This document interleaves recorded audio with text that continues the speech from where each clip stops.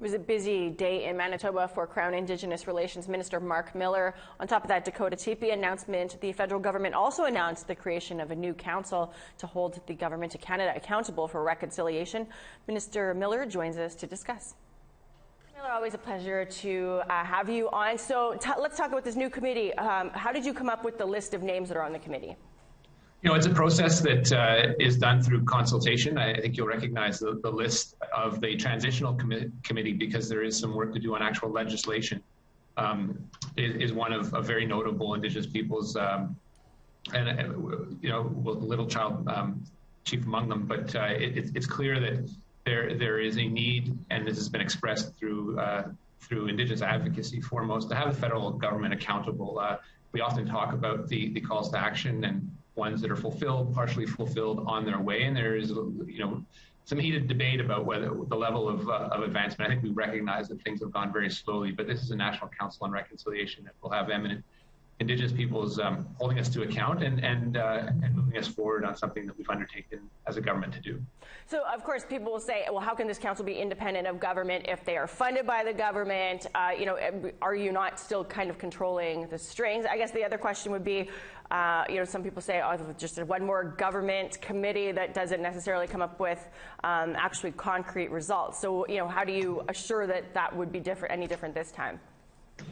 Yeah, you know, I hope people that take that approach will be disappointed in the results, but the results will be important to look at. This is if you look at the CVs and the history of the people involved, as well as the mission of what will be the permanent body.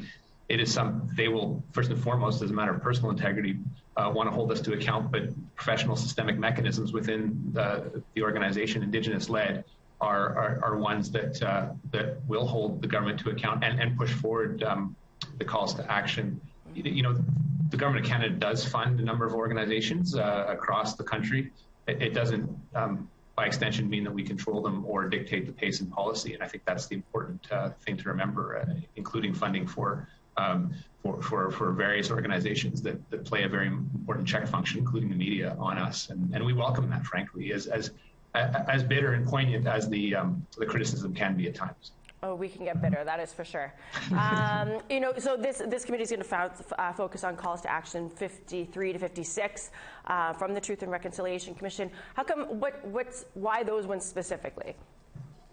Well, I think there's a need. I think there is a need to, you know, not limited to those, but I think there's a need foremost in any circumstance to show the public that you know, not necessarily spends all its time on Indigenous issues, but is very important into the relationship that we have with Indigenous peoples, that there is progress on who we are and who we believe to be as a country, and that's the independence of this commission, and particularly the role that it will play over the next few years will be key. Now, there are important steps, including legislation, that have not been put forward yet. That is the legislative agenda of Parliament, and that's on us and on us to get going. And this, I would caution listeners and viewers that this is a transitional committee, albeit composed of very important people that will want to see progress.